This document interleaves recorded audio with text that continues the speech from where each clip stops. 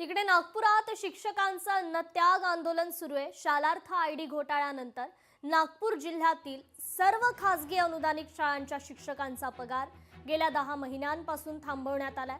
10 महिन्यांपासून शिक्षकांचा पगार रोखल्यानं हे आंदोलन करण्यात येतंय। तर दखल न घेतल्यास टोकाची भूमिका घेऊ अशी भूमिका आंदोलनकर्त्या शिक्षकांनी घेतली। या संदर्भात आंदोलक शिक्षकांशी बातचीत केली आहे आमचे लोकशाही मराठीचे प्रतिनिधी मनोज ताजने यांनी। नागपुरात शालांत आयडी घोटाळ्यानंतर नागपूर जिल्ह्यामधल्या 632 शिक्षकांचे पगार गेल्या 10 महिन्यांपासून थांबवण्यात आलेले आहे। त्यामुळे या सर्व शिक्षकांनी नागपूरच्या या यशवंत स्टेडियम मध्ये अन्नत्याग आंदोलन सुरू केलेलं आहे। काय नेमकं तुमची म्हणजे समस्या काय आहे? सर, मागील 10 महिन्यापासून आमची वेतन थांबवलेलं आहे। पूर्व सूचना न देता आमचे वेतन थांबवलेले आहे 10 महिन्यापासून। जर कोणालाही जर त्याचं वेतन बंद करायच्या अगोदर ती पूर्व सूचना दिली जाते।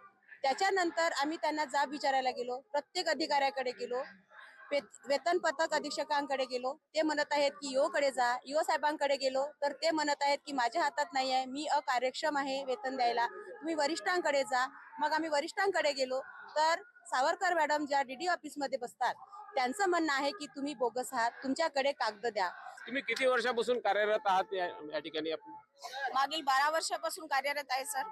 आतापर्यंत कधी असा प्रॉब्लेम आला? नाही सर, आतापर्यंत सुरळीत वेतन होतं। वरच्या अधिकाऱ्यांचं काय झालं, काय तिढ निर्माण झालं आम्हाला माहित नाही, पण त्यांच्या तिढ्याची ही जी पार्श्व हे दिसत आहे, लोक रस्त्यावर आले, शिक्षक लोक, ही लाजिरवाणी गोष्ट आहे की ज्ञानदानाचं कार्य करणारा शिक्षक रस्त्यावर येतो, रात्र इथं थांबतो, पण त्याची साधी दखल सुद्धा कुठला आमदार खासदार ज्याच्या बळावर आते इथे मिरवत आहे ना, ते सुद्धा कोणी दखल घेऊन नाही राहिले। ही सर्वात मोठी शोकांतिका आहे आपल्या महाराष्ट्र सरकारची। शासन प्रशासन आता याची दखल घेतात का हेच आता पाहावं लागेल। मनोज ताजने, लोकशाही मराठी, नागपूर। लोकशाही मराठी ऐका, पहा, जागरूक रहा।